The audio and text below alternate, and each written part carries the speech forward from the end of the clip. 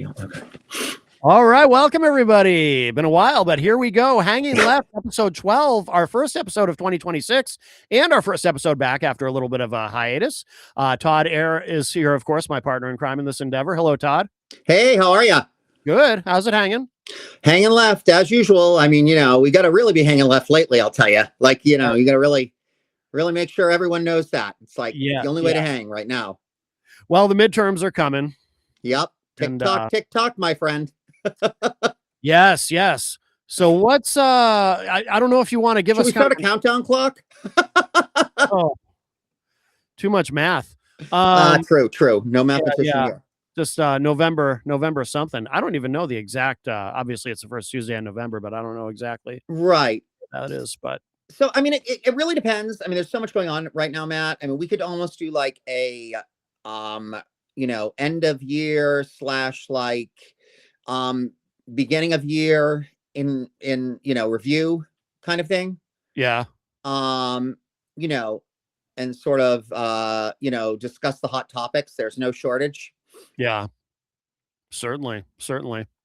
Well, over the last year, of course. I mean, it's almost, what's challenging about that though is this. We live in a time where the news cycle moves so fast. It's almost hard to even like I get this time distortion thing where sometimes things that happened a month ago seem like a year ago, and something that happened in 2026 or something that seems like it happened not in 2026, 2025 seems like it happened in 2023, or something that happened in 2024 feels like it happened 6 months ago.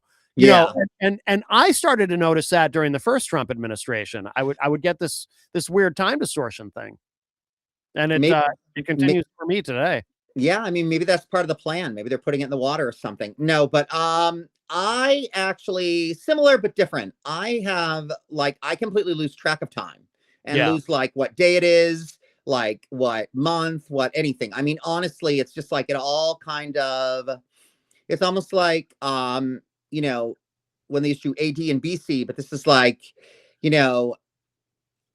BT and AT, like, before Trump and after Trump, although we don't have the after Trump yet, it's like, true. But yeah, I mean, that's kind of how I look at it. I mean, this has been one, and it's interesting, Matt, because I've been really out there in the field, talking to all kinds of people, doing a lot of like multi-generational conversations.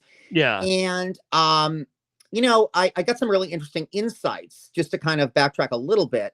If we want to like look and take a little bit of time warp back towards the days of Harris, one of the things that's interesting is a lot of my younger followers and all my different social media and just people that I'm now working with actively on Sarah's campaign, as well as HRC and all these other things that I'm now doing.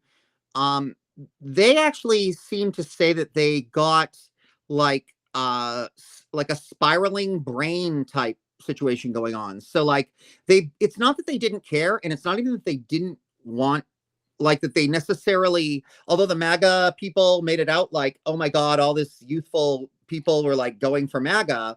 I feel like we were competing with the couch, but we were also competing with the loud noise, the static noise. And so they all told me these are kids that are really, really engaged now, but they said, we needed like, sort of like a specific beacon to follow. Like we didn't know who the heck to follow.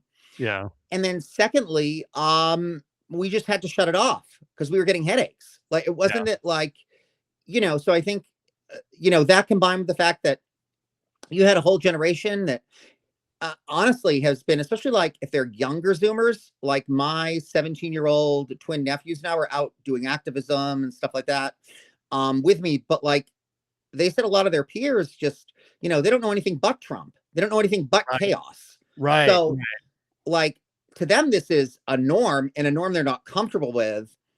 To us, this is completely abnormal. So when we're like, oh, this isn't how it used to be, they're like, well, what do you mean? Like, we don't even have any other reference point. Yeah, no, that makes sense. Yeah, because for us, it's like, I mean, I find myself often saying things like, it's not the same America I grew up in, looking at what ICE is doing, or looking at, we're possibly going to invade Greenland, or, just all the weird shit. Yeah. It's so bizarre. But yeah, but I would imagine, for someone growing up now, yeah, this is the only thing they know. So to them, Right. this seems probably normal, but probably almost a little too normal. Yeah. So what I try to do is not normalize it. Like I let them Yeah. know, and I think it's so important. And like with my nephews who came out with me to the Ice Out rally, they were like all of these like people much older than us were coming up to them and like thanking them and like it's so good to see the youth out here and like it gives us hope and all this awesome stuff. And I was like, my nephews are extremely bright. So like they're like 17 going on like 35 as far as their brain capacity goes. I mean, they're Yeah. they're probably brilliant, although I don't know for sure, but it would not surprise me. Yeah. But that said, they still understand like, they're still kids at the end of the day. So they still, even maybe they themselves might have a better comprehension than like the average 17-year-old. Yeah. They still live in that 17-year-old world, like headspace. Like, you know what I mean? It exists. So, looks like we have somebody coming on here. I don't know what that means though. I don't know either. Okay, well, All right. observer mode. But welcome, observer mode. Welcome, observer mode. Hopefully you're not a well, actually, let me save you, let me beat you to it. If you are a member of the MAGA secret police, you don't have to do a real deep dive. Like, I absolutely hate you. And I couldn't, scrub my social media if I tried. So, yep, I'm guilty. Whatever Yep. that means. There you go. Well, Full they might come and shoot you in the face. Okay, well, shoot me in the leg all they want. There is that. Yep. Unfortunately for them, I'm around too many people with a lot of loud voices and a lot of media, so I'm not a good target for them. Right. Unless they want it all over the place. Right. Exactly.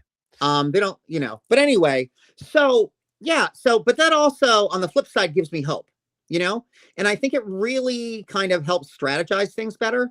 Like, it's a lot easier to deal with like, oh my God, like we were just so overwhelmed, but like we really want to get involved. And I mean, and this is even college kids too, not just like high school kids. Yeah. Because Sarah went to a school with kids that like next time around they will be voting in the midterms. And all of them were like super engaged and all this stuff. And they're like, good. The other thing is like, they're like, no one came to engage us. Like we had like MAGA trying to like indoctrinate us. And then we had like the Democrats, the establishment Democrats, like believing the spin and being their own worst enemies and not like trying to like engage us. Yeah. So, shame on us. I think there's a long history of the Democratic establishment just taking the base for granted.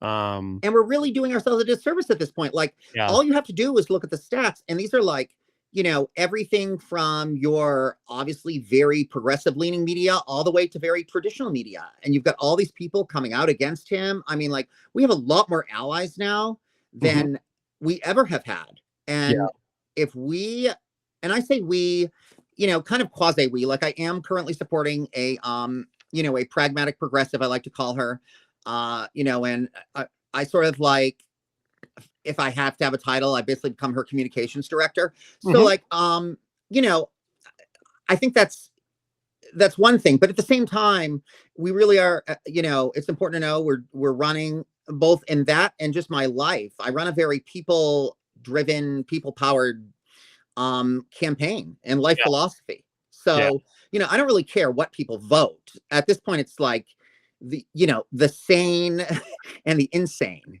so like, and what's so great is like, I think that if you keep on saying that, then more and more people are coming out of the, out of the closet about that. And they're like, oh my God, like, I'm hearing more and more people like, I actually had somebody the other day, a gentleman that I'm going to be working on with some things that I'll, talk about offline. But he was like, I love the fact that you let me come out like as a Republican, but like a normal Republican, but like,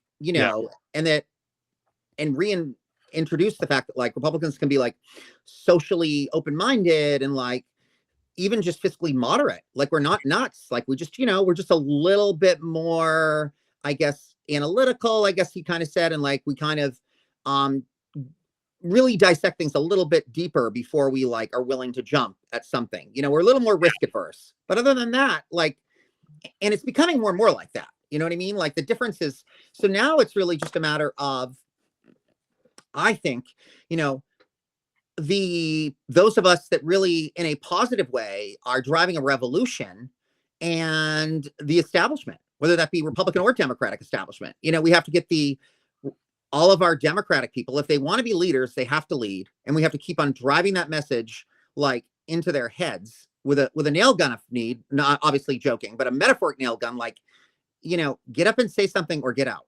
Right. Right.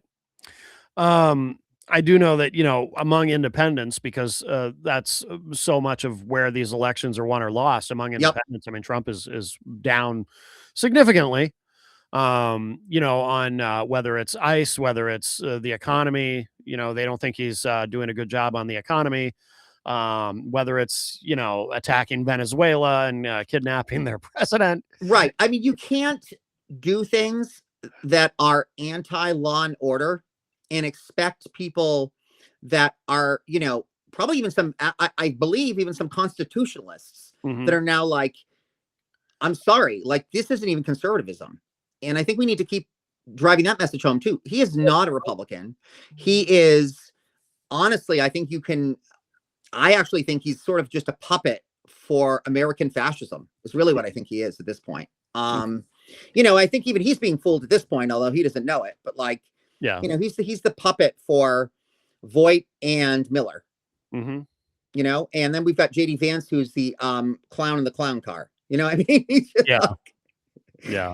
And they're both goons. They're both just, you know, little marionettes that like all of the hardcore fascists put them on strings and get them to dance in front of TV screens because they know they're so deplorable publicly that they can't put themselves in front of the screen. But what they're hoping is that Trump can like get the cult, and that JD Vance can normalize things enough that they can like do a sweep. But it's really, you know, I think they're pushing it. You know, they've stepped out too far. Yeah. Well, the problem is though, you know, they have a base that is so compliant. I mean, it's, you know, and a lot of these people they're so phony. You know, they talk about freedom and liberty and you know, but then they celebrate when the state that they claim to not trust murders somebody in the street, and then they're excited about it. But Charlie Kirk was different, you know. Right.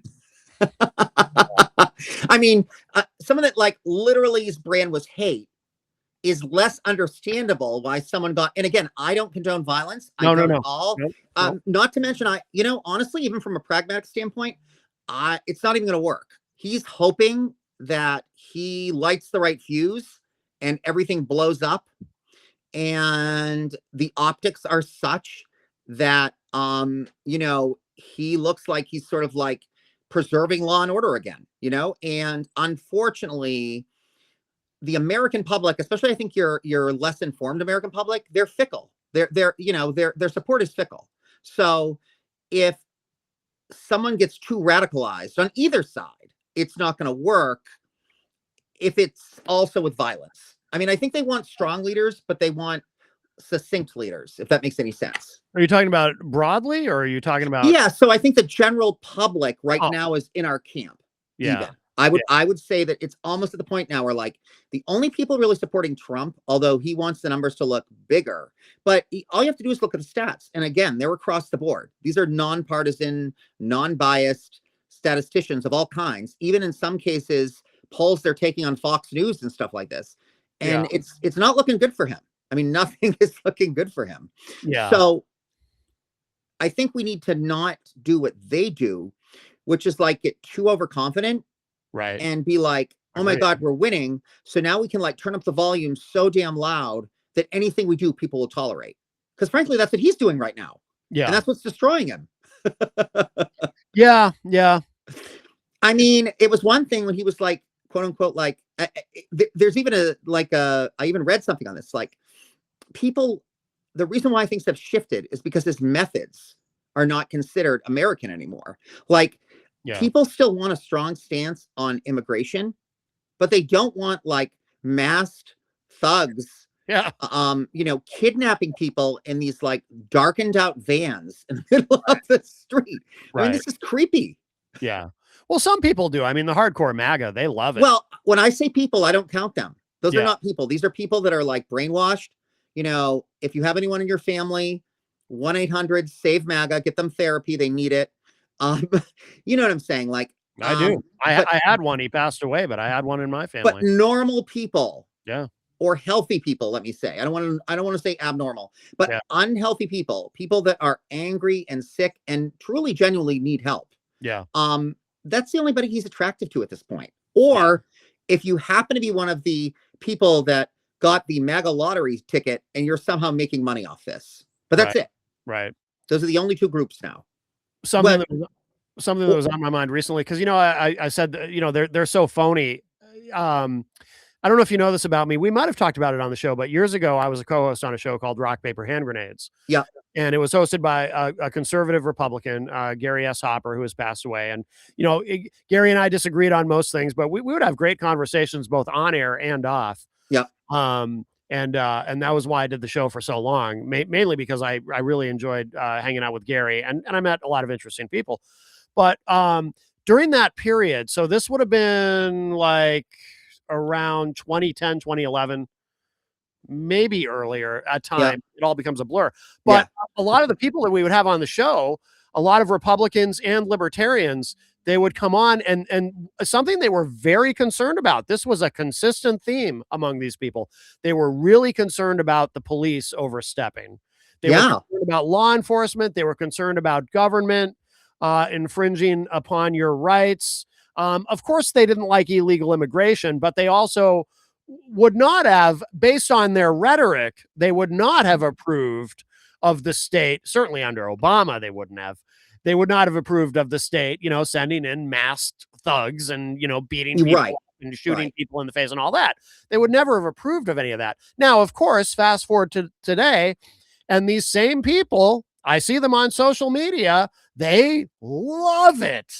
Okay. They love seeing ICE being heavy-handed, and they don't necessarily celebrate what happened to Renee Nicole Good, but they kind of gloat about it. They love it. I mean, to be fair, guilty. Guilty. There's definitely a list of people that if some of them were Kirks, I wouldn't lose any sleep over.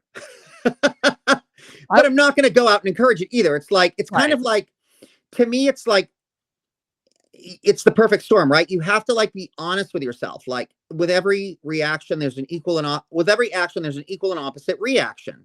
And like, you can only, I guess I'm just going to talk in cliches for a second. You can only poke the bear so much without like it eventually biting you. And so whether that's a right-leaning bear or a left-leaning bear, if you're going to just constantly like taunt, attack, push something into a wall, give it no way to back up, it's going to bite. And it's not about like, do you approve of the biting? Do you not approve of the biting? Should it have bit less hard? No, it's just reality. And we have to start living in reality. Like, and we also have to call the people out. Like, the thing is with, as I like to say all the time, with great power comes great responsibility. So if you're in a position of power, that's bullshit that you're not supposed to be turning down the rhetoric. You are, because you're a leader.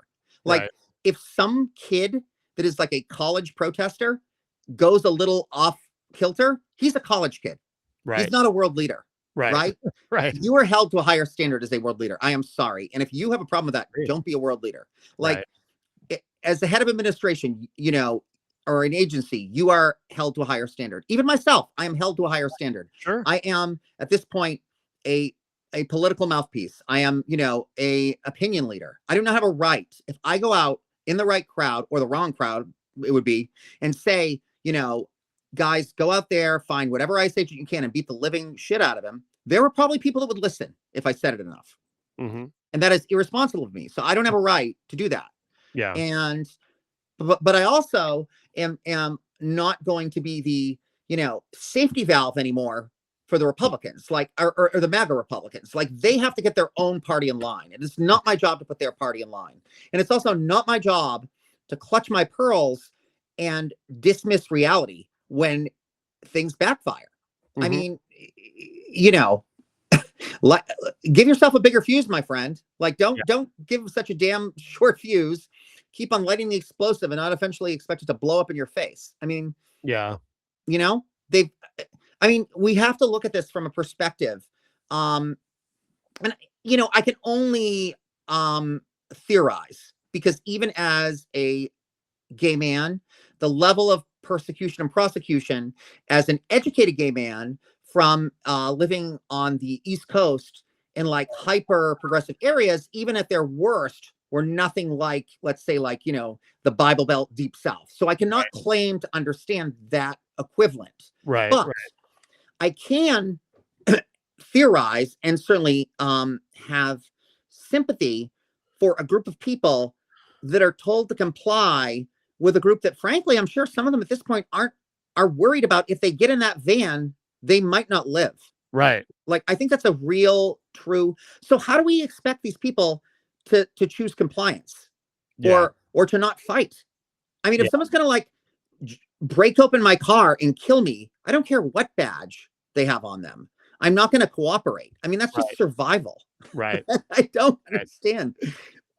It's not a dysfunction of law and order. It's like it would be like, getting mad at the French resistance for going after the Nazis. Like, there is a point. Right. And they are getting us to that point, dangerously so. Oh, yeah. Yeah. They're also not supposed to be doing that anyway. No, I mean, they're waging war on their own people. And that is why I want to say publicly, too, I'm going to say it again.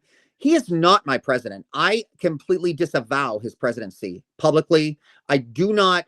The only reason why I will follow any of the things he follows is because, frankly, I want to be effective and I don't want to end up in prison, because I will not do any good for people in prison. But as far as like, following his laws just because he says it, because he's has some moral high ground, he's deplorable. Like, and I don't, that is not a leader to me. So I do not subscribe to his leadership. No. So should we now? You had mentioned regarding Sarah's campaign.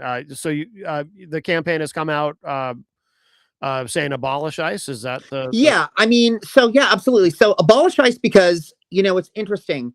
Abolish ICE as it stands right now. There is a difference between abolishing ICE and abolishing the immigration enforcement. We could go. You definitely want to clarify that, because you don't want to fall into the what is it, defund the police trap. Right. Democrats fell into before. Yeah. No. So this is a matter of make them accountable. Yes, abolish their leadership, because these people are basically mafia dons. And yes, arrest these people. Like, I'm sorry. I've been told by many military people, you're not protected to break the law just because a general tells you to break the law. Right. So the ones that are practicing, domestic terrorism, the ones that are breaking into people's homes without, the right, oh my God, what am I? Yeah, warrants. Yeah. The ones that are like doing property damage, like smashing in car windows to get at people. There's a process. I mean, even if these people are, what kind of policeman are you if you can't detain the person you're after without like breaking laws? Yeah. I don't understand that. Yeah. Police have enforced the law forever. And there's the vast majority of them, at least in the United States, don't do so by breaking the laws. Mm-hmm. And when they break the laws, there's consequences until now. Yeah. So, nobody is asking anything other than these people to, be responsible for the power they've been given and set examples and behave the way they need to behave. So I think that in this moment, the reason why we're saying abolish it is because it has to be abolished and reworked. Mm-hmm. Like, it is so broken. Like, you can't hold something together that like literally is hemorrhaging and all of its like, accelerants are leaking all over the floor, and just take one piece of putty and expect it to like, hold together this thing that is like, it's in pieces. It's a disaster. Yeah. Yeah, absolutely. So, and I think Sarah comes out and says that because nobody else is willing to. Right. And I'll tell you this, I've now had several conversations recently where I've had people that consider themselves moderate, not even like liberal Republicans, moderate Republicans say to me, look, I would much rather have a conversation with someone that is, like myself, a self-proclaimed social democrat, progressive, who is willing to still use pragmatism. And we could even disagree on the whole process and everything.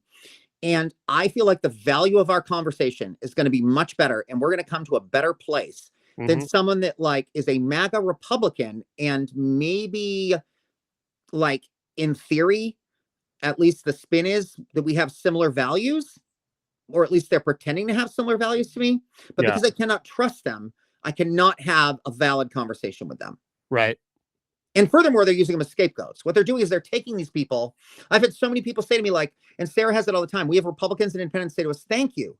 Thank you for not demonizing us. Thank you for not like making everybody think we are the enemy. Thank you for making that division and that separation from us and MAGA. We actually, not only do we celebrate this, we support you, and we'll openly support you because you guys are willing to do it. It's always difficult though to make that separation because people tend to not like to criticize their own, and this transcends politics. Yeah, but these people are not their own, and that's what I'm seeing, and that's what I love about this. Like I'm telling you, like even that guy on there was a guy just today in the Washington Post, and he's like, I don't know, he's a super conservative, like a really conservative. I hate to use the term super conservative now because you're right. We have to be careful because that is affiliated with MAGA automatically. But when I mean conservative, I just mean like old school conservative, and he's an old school conservative, and he's like, what is going on right now is not okay. Right. Yeah. Plain and simple. Yeah. And so I think as their opinion leaders start to say that more and more publicly, and this, and even their journalists are like openly like, not seek hell, but like, this is not cool. Like I'm conservative and that's why I fight the Nazis, not join the Nazis. Right. Right. I think that, hey, look, that's the great part about mob mentality. It's like at least the community as a whole is moving in that direction. It's hard though for me to even trust, and I'm thinking of our governor when I say this because she's a Nazi.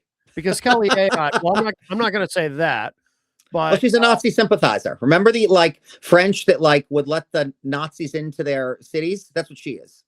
Well, the thing is, so, Kelly Ayotte as well, remember she exited politics at one point for a little bit because she didn't want the stink of Trump on her. Right. I mean, she never came right out and said that, although I think she hinted at it at the time. Well, she's a liar. And now she's now she's on board. Yeah. And now and she is a liar because they're building an ICE facility here in New Hampshire. Correct. And she says publicly, I don't know anything about it. Yeah, that's bullshit. Nobody's told me anything about it. How does she not know anything about it? We protested it and there are about 2,000 people there. Does she not watch the news? Yeah, clearly she knows. Jenny and I know someone who lives in Merrimack who has, sees the new road that they built, and it's that far along. They've been building a facility and it's got no windows in it, and it's lovely, big warehouse, and but they've been doing it in a very clandestine way. Of course, because they're not building the mall that they want people to know about for when it opens. And Kelly Ayotte, our governor, she just lies. She probably makes money off it. It wouldn't surprise me if we dug deeper and found that she's not making some sort of like profit off this. Right. I don't know. I mean, I don't. So honestly, at best, Kelly Ayotte is like a Snoop Dogg who's like willing to like bend to the knee for financial wealth accumulation, which to me is it's honestly just as slimy. Yeah. But yeah, Kelly Ayotte can go with the rest of them. I mean, as far as I'm concerned, add her to the list of, people that need to go to the Hague. Like and she's damaging this state. And she's not doing anything in the interest of this state. It's disappointing to me too, because she's someone who I had at one time regarded as, one of the smart ones, one of the, a sort of a centrist Northeastern Republican ideologically, the kind of Republican who doesn't completely terrify me. Yeah. But you were lied to, Matt, don't you? You were lied to the whole entire time. Look at her, look at her voting record. Oh yeah. Yeah. But, much like, Chris Sununu, he's another one, and I voted for him a couple times. But then he disappointed me. He was very, he opposed Trump, in the last election, right up to the moment that it became inconvenient for him to continue to do so, and then he got right on the Trump train. And what is so ridiculous is that these people really are preservists of the Republican Party. If they got like, I don't know, 20 of them, wouldn't even take that many, like together and collectively stuck with their, I'm sure they'll love the saying their guns. Yeah. And we're like, defended things. And we're like, yeah, we want, we're hardcore Republicans and we're conservative, but we don't want it done by like breaking up the Constitution and like, delegitimizing the Congress. Like, that is not what is acceptable. Right. That is not the process. Right. And we certainly don't want big government. So, if they had the balls to say that. Yeah. Although I think Republicans generally are dishonest when they talk about how they don't like big government. They love big government just as much as anybody else. Everybody loves big government when it's big government in your favor. Well, exactly. I mean, I'll admit that. I mean, exactly. What am I going to go do? Protest social programs that help people that I care about? Let's face it. What we want is an ethical, moral, and responsible government. All of us want that, right? Oh, yeah.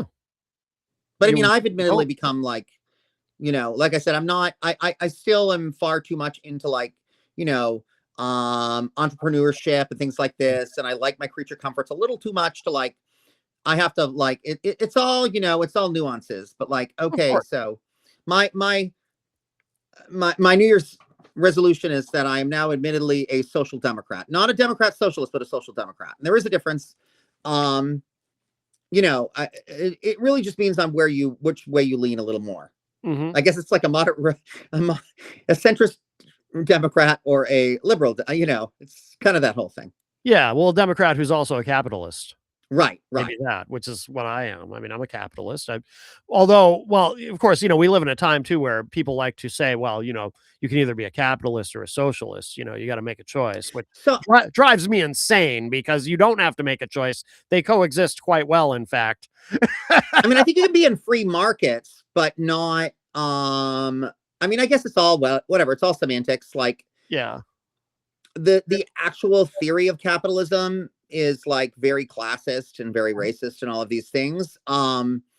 If you say you believe in like Americanized capitalism or what it was supposed to be, or capitalism within a democracy. Yeah. So you believe in like a capitalistic democracy, basically. Yeah. I believe in capitalism that has to be regulated by the government. It has to be. It's all just semantics anyway at this point. It's all words. Yeah. But then, because people will say, well, Matt, you're a socialist. And I say, well, I am a socialist and I'm a capitalist. I'm both, because guess what? America is both. We always have been. We always will be. We can argue about the mixture. Do you want more government regulation or less? Do you want more free markets or less? Do what do you want? And we should have those conversations. But we've always had both. It just drives me nuts. But I also think it depends on the time, right? So it's like, at some point, in order to get a cause across, I can use activism as an example. In the beginning, you metaphorically blow shit up, and you want to cause a lot of like, chaos in the sense that like, a lot of like noise and a lot of attention to that thing. And then once you start to gain a smart organization or a smart cause, once they start to gain, traction, and once they start to gain public support, then it's the nature of the beast. You have to slightly temper it. Yeah. Because if you don't, it's like people are risk adverse to some extent. People like to remain comfortable. I mean, I am not. I'm crazy. I love. It's like if something's burning, I'm just like figuring out what suit do I have to wear to jump in that fire. Like, so a little better than some. I mean, some are like, oh, it's burning, I'm jumping in the fire. Be gone with the fire retardant suit. I'm putting on a fire retardant suit, but I'm still jumping in. Right. Right. But you know what I'm saying? Like, so I think that. But you have to be honest with yourself even about that. It's like not everybody is going to put on the fire retardant suit and jump in, and that's okay. As a matter of fact, it'd be too damn crowded in that burning building if we all try to get in there. Yeah. So that's another thing I say. My new thing is like, you don't have to do everything, but do something, and do whatever is capable in your place that you're in life. Right. Right. Absolutely. Yeah. I think people get overwhelmed. They do. And I don't blame them, because even I get overwhelmed sometimes. Like I play the most like benign silly. It's like one tier above Candy Crush. Like I sit and I move these unicorns together to like create bigger unicorns and stuff like, or Yeah. no, dragons. I'm sorry, dragons. Oh, okay. Dragon merge. I mean, this is what I do. And I am like very much like well above that intellectually. But Yeah. honestly, sometimes I need an escape and a brainless Yeah. escape. Yeah. Like there's nothing threatening about that game. That's a Literally game. nothing. It's Oh called yeah, it's called Dragon Dragon Merge? Merge. And they don't even you're dealing with dragons that don't even hurt each other. Like Yeah. these are like peaceful dragons. Like how Okay. can you, Yeah. you Well, know, and like everything's a reward. It's not even a risk system. Like even the goblins like don't do that much to you. Like, you lose a turn kind of thing. It's like Candyland. oh, okay. All right. Oh, interesting. Interesting. Hey, this is not it's an example. I'm just saying like Yeah. whatever Yeah. that is. And I do other things too. Like I go and I walk my dog and I do these other things. But Yeah. I do unplug now and I didn't used to. But Okay. you have to because I was becoming like honestly, and it's also what radicalizes you, I think, when you don't unplug. You Yeah. just like start like feeding into the frenzy. Yeah. And especially if you're someone that like I would definitely in my heart call myself like an Avenger, but like this isn't the days of like medieval days where you like get on your horse and ride and attack the enemy like that. It's not quite the same, You Yeah. do it with, it's an information war and it's a image war and these types of things. It's not a war with like blood and bullets, and so it's propaganda war, really, honestly. It's like an information war and a messaging war. Mhm. And but I think it's very easy because it's so like the consequences right now that are going on, especially because he wants to do that because that's his whole thing, flood the zone. Mhm. Yes. I've gotten flooded. I mean, even though and that's scary because I know what's going on. I should know better, but I'm still getting flooded when I'm Yeah. not. I don't know enough to like swim up to the surface, take a breath. Well, at a certain point too, it just seems so surreal. I mean, looking at the It news is. It today, is surreal. It is surreal. I yeah. mean, have you ever in your life thought you could like pull out excerpts of 1984? Never mind Nazism. Like Yeah. pull out excerpts of 1984 and go, you know what? I bet they use this as a reference point. Right. I mean, it's scary. Yeah. Well, I mean, and we're as we sit here today, we might be. I mean, it looks like we're he's probably going to declare martial law in Minneapolis. He's sending troops there. Oh, is he? But Yeah. you know why? And this is what I think, and this is where I also have rethought this strategy. So I agree with Waltz and the mayor. I think he should bring out the National Guard, but let me tell you why. Because that is a game of chicken.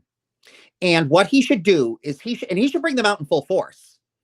And he should dare Trump to dare his people to do something violent to these National Guard. Dare them. Yeah. Because they will lose either way. If they are shooting at soldiers, basically that is Trump unofficially declaring certainly civil war like activities. Yeah. That's certainly insurrection, and that's insurrection on with the person in power. Right. Like this is not a country where you turn against your citizens. Well, I mean, yeah, but MAGA's okay. I mean, MAGA would be salivating over that. There's not enough MAGA anymore. This is not their country. I think they need to realize this. I think there's still too many of them.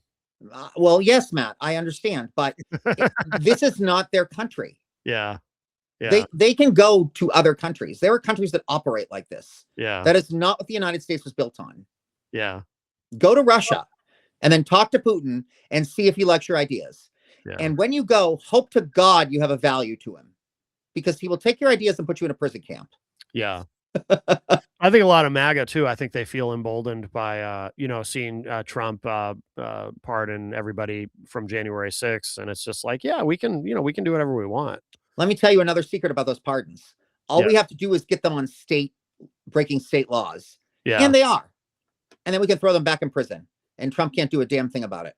And they're also, I don't think they realize that in some ways we've learned from the Trump game, and we are not going to be afraid this time to make altercations to the Constitution. We're not going to be afraid to do the kinds of things that were done after World War II to establish like real balance back in the system.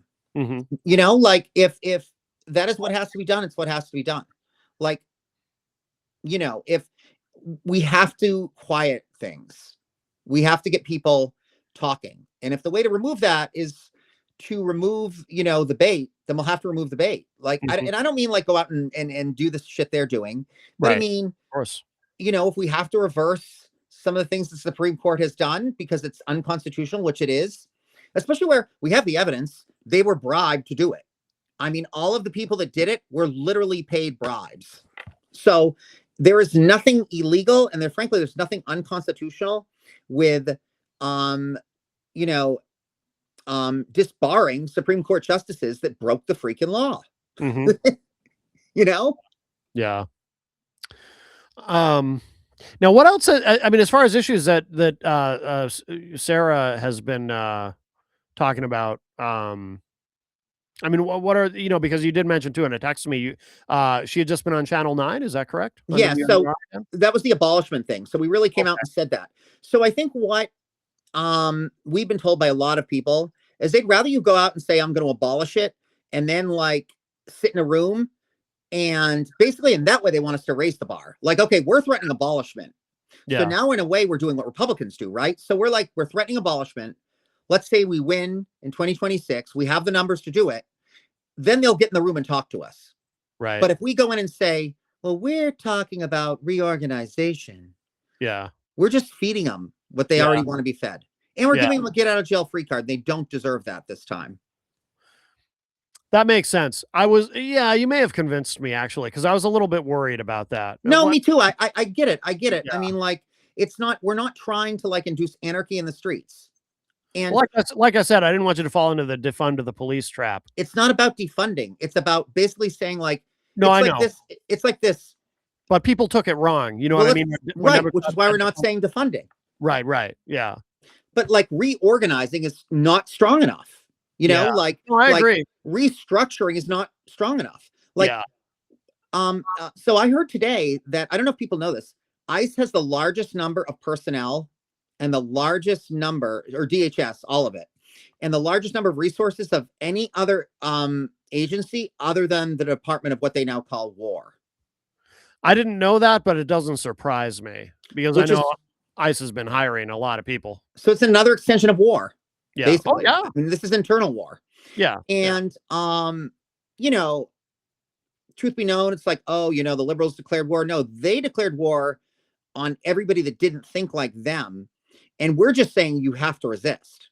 Mm-hmm. Like, this is not someplace I wanted to be. I've never wished ill will or like even probably, the forceful removal of a president. Right. And I want us to have courts and do that this time. Because like this man is a criminal. He's not a president. I mean, David Muir got on national TV and said, Mr. President, you say you want to be in the White House. You really should be in prison. Who said that? David Gergen? David Muir. Oh, said David that. Muir. Oh, okay. Yeah. And he's been pretty like low key, but like he's just had it. Yeah. People have just had it. Yeah. Yeah. It's amazing. And maybe this is part of my cynicism because I it just seems like they get away with everything. I mean, it does. Like that's also the game. Nothing ever sticks. Like how many times over the course of this administration and his first term, did people say, "Oh, this is going to do him in. This is going to do him in." And nothing seems. And now it kind of doesn't even matter because he's just running out the clock anyway. He's almost 80. I mean, he's gonna, not to be indelicate about it, but he's gonna die probably soon. Be indelicate. I want him to die soon. I know. Yeah. I do. I absolutely do. Like he's a cancer. Yeah. Yeah. Like he's doing nothing healthy for this country. I think his father lived to be 90, didn't he? He's already like delirious. He's already like, it's like standing up. He's like, honestly, he sounds crazier than Kim Jong-un at this point. Like who the hell has their like half their country falling apart? And what you decide to do instead is hold a press conference for the Milk Association and babble on about milk for a half hour and talk about how you shouldn't drink 5-hour-old milk 5-day-old milk sitting on your desk. Like, how is this even pertinent? Right. Yeah. And then you have a bunch of goons around you going like, I know, Mr. Trump, you shouldn't do that with milk. I mean, where are we? This is ridiculous. Did you hear what he said about aspirin? He's taking way more aspirin than he should be. Yeah. Against doctor's orders because he wants nice thin blood pouring through his heart, which is Yeah. not how it works. He may also watch out for jumping snakes. That's the other thing he likes to talk about. Jumping vipers, jumping snakes. Like, and even if they spill their venom on you, if you get it on your coat, somehow I guess it absorbs into your pores. I don't know. He didn't come up with a reason, but you can die. And by the way, 28,000 people supposedly have died in a year from these vipers, when in reality, there's only been in the same area, there's only been 10 deaths in the last 20 years. But, you know, somehow this equals 28,000. I don't know. Yeah. It's MAGA math. Oh, yeah. Yeah. Well, he just makes it up. He just makes it up as he goes. It's just like today, Noam got on the air and she said, I like it when they fight against their own stats. So like, she was like belligerently on Meet the Press, and she was screaming about how it was so unfair that the media was spreading these falsehoods because they weren't being honest with the public. About 70% of the people that they have kidnapped are like violent criminals. And the woman on Meet the Press is like, you know, the pundit is like, you said very recently on official, you know, stats, it was like 40 something, which we also, you know, my understanding is that's not even true. But, and she goes, no, I never said that. It was 70,000. You guys. And then she like backtracks and goes, well, actually, they're all breaking the law.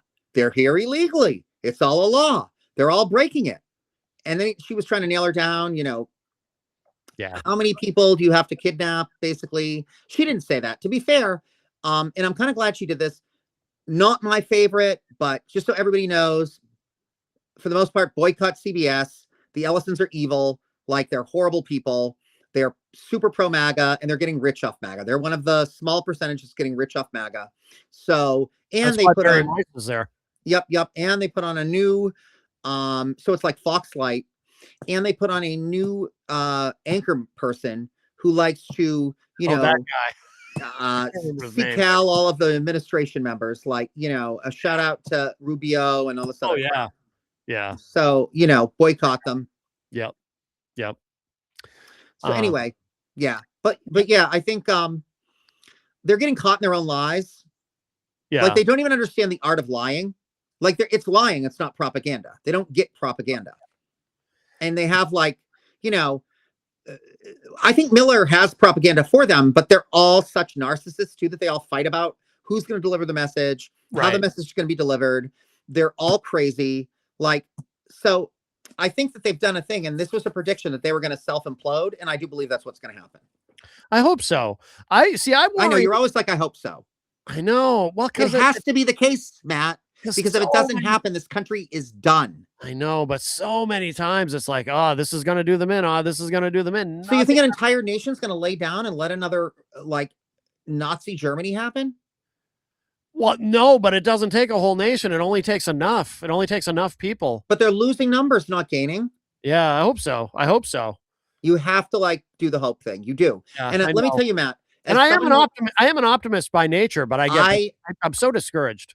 I'm educated in propaganda. Let me my degrees, but I'm saying, like, no, all jokes aside, but seriously, my degree's in public relations. So let me tell you, like, you know, the temperature, like, if you make people, if we just constantly tell people and just constantly, like, broadcast the success stories, it will become, you know, contagious. Yeah. I mean, this thing happened like a virus. The opposite can happen. Yeah. It can. No, it can. And we just all have to believe it and all say it. Yeah. And on the days where you feel like you can't believe it, then that's when you breathe. That's when you take a breath and check out. Yeah. Because that is what we owe the world. We do. We have a voice. We have a podium. And, you know, even when I'm feeling crappy, and if I'm not feeling hopeless anymore, but on the days where I do feel hopeless, I'm not going to do a disservice to this country and get on the air and talk about how hopeless I am, because that's not what people are looking for. Right. No, I agree with you.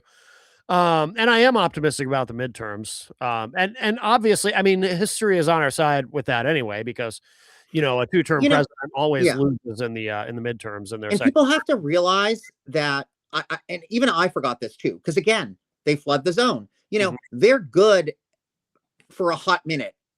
of like hitting your nerves and upsetting you and scaring you. They're good at fear tactics, but it's like very quick fear tactics. Yeah. They're not good at like long-term like propaganda machines. Yeah. Because you also can't have, like, if you look at Goebbels, if you look at Himmler, like, they were very strategic and they didn't give everybody the same message, and they didn't get on podiums and loudly call for like the destruction of people until they were already destroying them.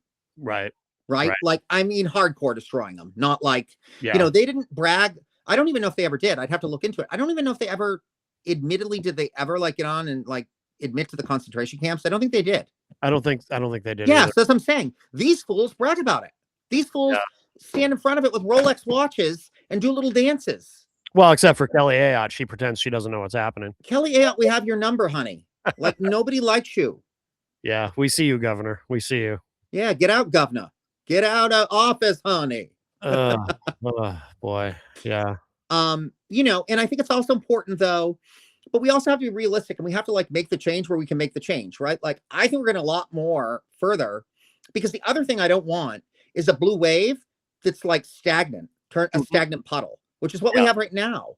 Like, you know, I'm going to say something, you know, that maybe isn't so great and so popular, but this is my opinion. No one else's. Yeah. And not Sarah's. But like, Shaheen needs to get off her butt and like leave a legacy that's actually worth leaving. Like her, like that stupid article she put out about how like, oh, I've made sure that I've like upped the salaries of law enforcement. Well, first off, bad optics, honey. Like, this is not the time. Right. And like, second off, like, stand up for something. Like, you are about to leave. And yes, I will not deny that Jeanne Shaheen has not done some good things in her tenure. But like, she's honestly, her track record right now is abysmal. Like, she, you know, who is on their way out? This is when you have a chance to really leave a great and lasting legacy. Pelosi got more fiery on her way out. What, you're gonna go sit in a rocking chair on your way out, honey? Then go sit in the rocking chair. Like, don't waste our time anymore. I wonder if we've entered a time when just politicians are not concerned about legacy in the way that they were at one time. That's fine. Then replace them. It's not about legacy then. Politicians have to understand they are basically glorified social workers. That's really what you are. Yeah. What I'm like, part of what I'm doing, like this podcast thing that we're working on, this is for like, you know, ultimately, I mean, it's for a pulpit, but it's also, this is where I'll hopefully, you know, generate personal wealth, whatever it is, you know, like, or more personal wealth or whatever. Like, there is a profit, like, you know, factor to this. Again, we are capitalists. Right. And I'm an entertain, and I like to entertain. Yeah, me too. But yeah. Entertain responsibly. But anyway, but the political work I do and the activism I do, I don't do for anything other than the fact that I truly believe in it. Yeah. I mean, and I believe in this too. I just so happen to know how to capitalize on what I believe in. But what I'm saying is, like, all the volunteer work I do, I genuinely do to volunteer. Like, I don't have to do any of it. Right. Of course. Is my point. Yeah. So what politicians have to realize is that, like, you know, you really were voted in for the people and by the people. So, okay, fine. We'll give you the benefit of the doubt and say that, like, you know, as Republicans, maybe the tide was a little pro-Trump. So initially you did things that were pro-Trump. Okay, fine. You think that's what your constituents wanted. That's fine. But now they don't want it. So now you need to switch gears, even as Republicans, because these are your people. So if you indeed truly, which I don't believe you're there for, but if you're telling us you're there because you are going to do what's right by your voters, then do what's right by your voters, because they're telling you enough is enough. So your job is to throw the brakes on, because they can't directly. And that is your job. Right. No, well said. Very well said. Just like it's the Democrats' job to step on the gas. Yeah. You know, like, the two of you have jobs and you're doing the opposite of what you're doing. Republicans, put it on cruise control, start to like look at some changes, start to get back to talking to your Democratic at one point friends, and like start doing the work. Democrats, start doing the work, start looking like a bobblehead and stop shaking your head to everything everybody says. Stop worrying about your job, because I will guarantee you will not have a job if you keep doing the crap you're doing. We will vote you out one way or another. Well, yeah, we've talked about that too on the show in the past about how, it's the establishment, and this happens on both sides of But the I'm aisle. using my pulpit now to lead the charge. I mean, I really am. Like, even people that I'm willing to, and don't get me wrong, there are people in the quote unquote establishment, but they're more junior. Yeah. Like, I love Goodlander. I think Goodlander's doing a great job. I think, is she perfect? No, but none of us are. And I think she's doing pretty damn good in a pretty damn imperfect environment. Right. With a lot of people trying to pull her in directions that I know her personally. And, I will still stand for her.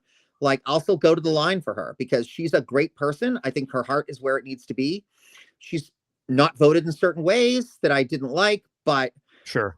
but she's willing to go back on those things too. That's the other thing. She's willing to like assess those votes and Okay. admit things. The Lincoln Riley thing, she's now walked back. Pappas, we'll have to see where that goes, but he's willing to like walk some things back. Mm-hmm. And he's not horrible, he's not atrocious. Like, No. there's some things I wish he'd change. I think he's workable. I think it's a workable situation. Okay. And I think Goodlander's even more than a workable situation. I think Goodlander really is just a junior congresswoman who unfortunately has to play the game. Yeah, I mean, course. If you pull an AOC and you burn your bridge too much, then you have to rebuild it completely. And poor AOC had to do that.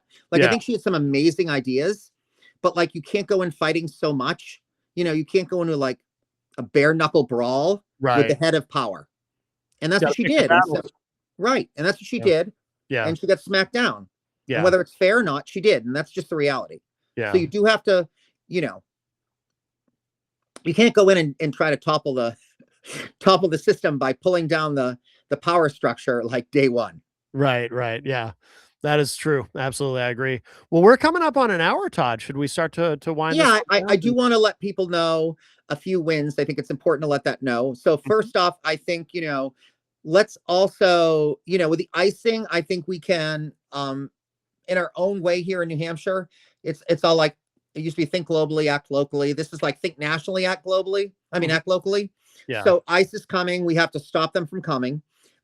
We have a chance right now to stop them before we're in a situation like some of these other, these cities are in. Yeah. We don't want them to establish the concentration camp. There are ways to do it. I think that we can explore things like, are they going to tax the utilities too much? You know what I mean? Like, I think the one win would be the sewer system, because like, if we go with electricity, here's something to think about. I've thought this all through. If our argument is electricity, then they can turn around and say, well, look at the Anheuser-Busch department. Like, they used a lot of electricity and Merrimack did fine. Okay, that's true. If we go with water, same argument. There's a lot of water in distilleries. But if we go with sewerage, there was not that many people crapping at the plant. And they want to put 1,000 people in detention. This is not going to be a small plant.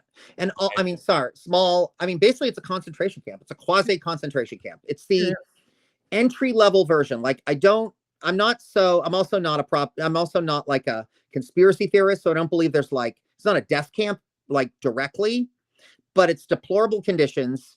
It's definitely Abu Ghraib level, or Abu Dab or whatever the hell that place was. Yeah, Abu Ghraib, or like Guantanamo Bay-esque. I mean, it really is. Yeah. And if it isn't yet, that's where they want it to go. Yeah, absolutely. And so I think that, and also the ACLU, just New Hampshire, has a pending lawsuit because ICE would not divulge the documents they were supposed to divulge. They promised they would divulge. So we're going to win in like small increments, but these small things really caused a lot of wedge and really disrupt things. And especially at the build-up phase, which is where they're at, we're not trying to like tear down a building that already exists. Right. They haven't built it. So this is when we stop it. You don't wait until it's this menacing thing, like bellowing in the distance, and then go, now it's time to all stand in front and wave signs. You got to stop it before it's built. By the way, we do have a question from someone watching us live on Twitch. Awesome. Let's see if I can say this. Apple Flappable. I'm sure I butchered that, and I apologize. What's your opinion on the Greenland situation? Apple Flappaboli or something. Apple Flappable. I don't know. Apple Flappable? Apple flappable. Sounds like something you'd order at a restaurant. Greenland. Well, the only reason there's a situation is because Trump has made it one. I mean, It's imperialism. That's my opinion. This is imperialism. Trump is an egotist. Europe didn't kiss his butt enough. mhm. And so he likes to punish everybody. Everything's a punishment thing with him. And he's like, he can't handle it. Like, this is how they handle it. Yeah. Oh, okay. It's a Dutch Oh, nice. food. Love it. Apple is good enough. Okay, good. I do love apple. Dutch apple streusel pie. Does that count? There you go.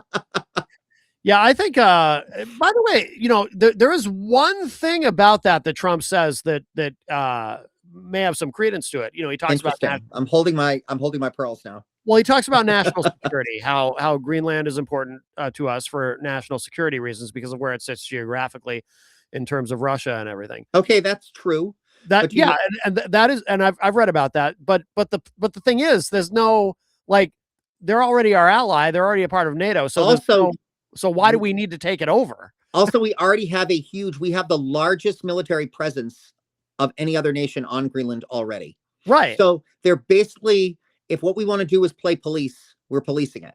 Yeah, we're already there. Like, I don't understand. So I think honestly, this literally is like someone told him he can't buy it, so he's insisting he's going to buy it. Well, the other possibility too is that this is a backdoor to ending NATO, because if we invade Greenland, it'll be one NATO country invading another. Now that's it. That's the end of NATO, or at least the end of our participation. He's not going to end NATO though, because he's going to crash the economy. He's going to crash the world economy if he tries to end NATO. I don't think he cares. I mean, that's a Republican fantasy, ending NATO. They would love that. They don't like us to have allies. They don't. Not business Republicans, though. Not the people. No, not the smart ones, but I mean the rest of them. But you need the business Republicans to fuel these things. So, like, if the market turns against you in a basically capitalist society, yeah, and the whole world is a level of capitalism, even the ones that say otherwise. I don't think Trump cares though about consequences. I don't care what Trump thinks. I'm saying he can't. It takes money to do world dominance. Yeah. He's not going to get the funding. There's no benefit. Right. But as far as what business Republicans think, I don't think Trump cares, because otherwise he wouldn't do the tariff. Well, a lot of them are against him anyway, more than he pretends. He pretends like, like there's actually at this point more stockbrokers and people like that dislike him than like him. Like, he's got like a handful of loud people that love him. We have another comment too. Somebody's watching on YouTube. Skiz1313 says, this is just him and Putin splitting the world 50-50. Maybe. True, Skiz, except here's the problem. He is, this is we're going to go back to my Pinocchio analogy, right? Like, this is the land of wherever the boys used to go. What were they called? I can't remember the exact thing, but like the Lost Boys or whatever they were. But like, he brings all those kids, to the island, and they all get to play and eat candy and do all of that. And then all of a sudden they all turn to donkeys. That's Putin's plan. Like, Putin is Hitler, basically. I mean, Putin really, I'd be more afraid if Putin was leading this country, because that man has no limits. Right. Yeah. And he's scary. And he's effective. Yeah. He'll just puppet Trump. So Trump is stupid to get in bed with Putin. All right. Well, that's a terrible visual. What's a terrible visual? Oh, yeah. In bed with Putin. I've certainly seen some political cartoons, though. Well, doesn't Putin have all these all this? It's probably all doctored. But like all of these images with him being Herculean. Yes, doesn't he? Those aren't no, those are. Oh, they're not. Yeah. Oh, him like winning judo tournaments and. Do you think there's going to be, I feel like, I mean, not that there'd be a contest, but I feel like if there was talk about a sword match, we all know that Trump is not endowed. That's pretty much been substantiated. And I'm sure the impression would be that, at least Putin wants you to think he is, but also to beat Trump, it wouldn't take very much. So that would be interesting. Like that alone would probably, these men are so insecure. Skiz said he is already grabbing his Putin. Yes. Yeah. Apple said, but the thing that I don't understand is, why is Trump following Putin's vision? What's in it for him? Ego. Trump is one of these people that, you know, I hate to say anything negative about cats because I love cats, Me but too. he's like, you know, they follow the shiny laser pointer. In a Mhm. way, that's what Trump is. And, you know, as long as that laser pointer says a Trump laser pointer, he follows it. He loves it. Yeah. Like he's his own worst enemy. He's addicted to his own narcissism. This Oh, man, yeah. I've never like, he's the, like, he's a showman, but like he's a even at that he becomes an ineffective showman because like no show is big enough, and you Mhm. can't keep on wrecking your own show to build a better show because Right. eventually there's no show left, and that's what he does. Like, and he's surrounded by other people. Like, he didn't really get the lockstep people he wanted because like they are, but they're not. I mean, Vance is a big puppy dog. Oh, yeah. But like Vance is definitely like, you know, like the BDSM, he's Trump's gimp. But Mhm. you might as well walk Vance around on a leash. But like all of the people under them, those people are truly maniacal. I mean, if you read 2025, it's literally the Mein Kampf of this generation. I mean, I don't think it's going to happen. Right. And you know something else, and this I want to leave people with, the thing that we have, the one good thing the Holocaust did for us is it existed. And what I mean by that is this: we now have a reference point. So we can recognize and we can identify like concentration camps, these types of things, what Gestapo looks like, what all these things look like, because we've seen it before. Right. If we were back in those days and didn't have social media, that's how that worked. And we need to all Right. remember that. There was no social media. There were no checks and balances. You could put, you know, how the hell could you build a concentration camp and hide it from the public in this day and age? Right. It wouldn't happen. Right. Someone Right. would stumble across it. Even if it was in the most remote area of the world, someone would stumble across it. It's impossible now. I assume this is a reference to JD Yeah. Vance. Skiz said, kick that dog off the couch. He's humping it. Yeah, you know, you never want the dog humping legs. It's always very rude. So, Yeah. Well, on that note, all right. Well, it's okay. You know, we promised to be like a different brand, right? yeah, I mean, I yeah, said I wanted to be a little bit. I said absolutely. No, if I we're love it. organically a little crass, that's okay. I love it. I love it. I'm here for it. Yep. Well, very good. So, thank you to everyone who joined us for our first, Yeah, thank you so much. hanging left of 2026. Let's keep this up. I really want to like push this to the next, you know, stratosphere. Me too. Yep. 100%. Yeah. And of Share it course, with your friends, share it with your neighbors. yeah, You you can know, find it, subscribe to it on your podcast platform of choice absolutely. and on YouTube. Secretly, right? Secretly offer to buy, you know, your MAGA relatives ear pods and just play us at nauseum on you know, loop. Yeah. All right, guys. Thank you so much. Thanks for listening. All right, Todd. Thank you. Thanks, everybody. And we'll talk to you all a little bit later. Bye-bye. All right.